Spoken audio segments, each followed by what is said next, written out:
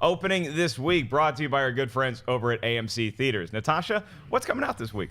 All right, well, I don't know. This one kind of seems like a stinker, but The Boss. I got jokes. All right. The Boss, wealthy mogul Michelle Darnell, played by Melissa McCarthy, always gets her way until she's busted for insider trading and sent to federal prison.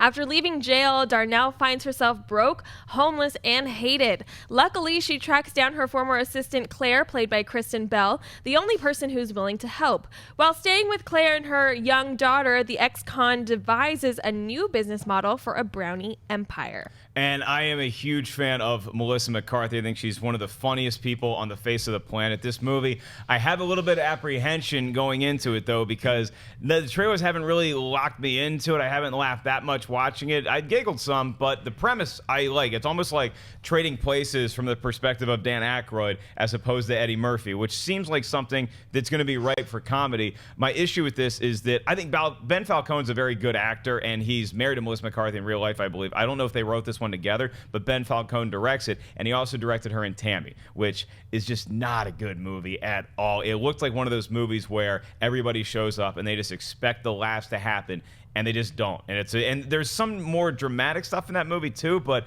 it aimed for comedy a lot, and it missed the mark on most of those shots. So getting that stench out of my ether before I go in to see this movie is going to be crucial. I think The Boss looks like it could be a very funny movie. I do have a little bit of apprehension. Dennis?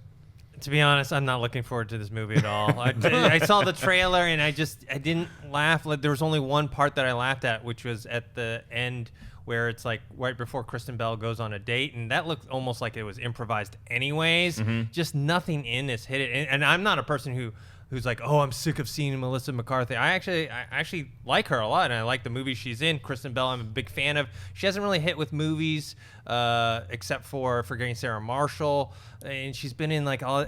I'm just not looking forward to it. How about you, Schnapp? Yeah, it's nope. Like the trailers, flatlined for me. They were turgid messes. Nothing funny about them.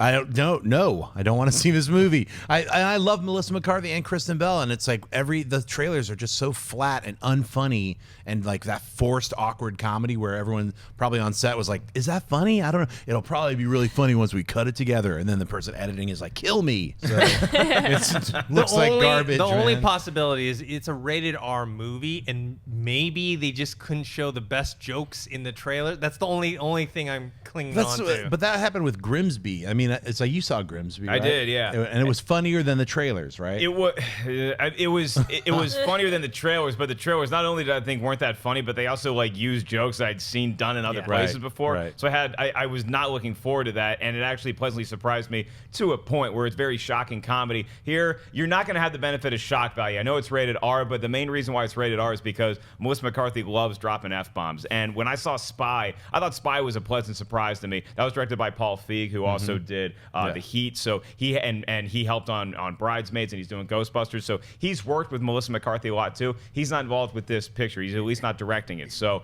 that's why that's where my apprehension comes from, because I think Melissa McCarthy, I don't mind, and I want to get your guys' take on this, is that a lot of people complain that, oh, she's just doing the same thing that she does in every movie. Do you think she has to switch it up now, or do you think she can just come on screen, be really funny, and we're going to go home happy? Well, I think there's just kind of the fatigue. Some people have the fatigue of just seeing her too much. People will always say that about a lot of people, even if they are playing different versions of themselves. People will just be like, oh, I'm sick of seeing this person's face or whatnot. So I think that's what's going on with her. I think I love Melissa McCarthy. I loved Spy, but there was this one moment towards the end of Spy where she became like, she dropped her character and became Melissa McCarthy and started doing the Melissa McCarthy thing where I was kind of like a little disappointed. Even though I loved Spy, I thought overall the whole film is good. There was a little 10-minute section of it, I don't know if you remember that, where it's like, oh, she's just being Melissa McCarthy and like riffing and doing all this kind of funny stuff, but she wasn't her character anymore. This trailer for The Boss, it just stinks. It does look like a character she bad. would crush in a sketch. Yes. And so I hope that sketch translates to a 90-minute movie, okay? I'm seeing the movie tonight, so we'll find out very soon.